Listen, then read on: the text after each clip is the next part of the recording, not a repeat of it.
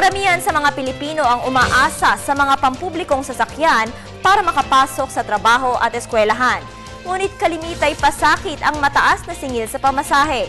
Isang grupo ang nagsusulong na ibaba ang pamasahe sa jeep, taxi, bus at mga pampublikong sasakyan na madalas sakyan ng ating mga kababayan. Para sa detalye mo kami, Cheska Aguiluz. Simula noong nakaraang taon, 10 piso kada litro na ang ibinaba ng petrolyo, kung kaya't iminumungkahi ng National Council for Commuters Safety and Protection o NCSSP ang rollback para sa mga pampublikong sasakyan tulad ng jeep, taxi at bus. 50 sentimo ang sinusulong nilang minimum fare ng mga jeep, habang 9 na piso naman sa ordinary bus at 11 piso sa mga air-conditioned bus. 5 pisong kaltas naman sa flag down rate ng mga taxi ang gusto nilang ipatupad. Kaya mula 40 piso ay magiging 35 piso na ito.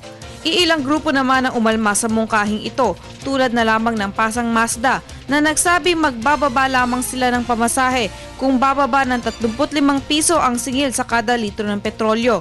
Lumaki naman ang gastos ng ilang bus company sa bagong salary scheme ng bus drivers, kung kaya't hindi rin sila gaanong naiengganyo sa isinusulong ng NCSSP. Ngayong araw ay nagtaas ng singil sa ang 3 kumpanya ng langis, magdadagdag ng 50 sentimo kada litro sa gasolina, 40 sentimo sa diesel at 25 sentimo kada litro naman sa kerosene ang Petron at Chevron.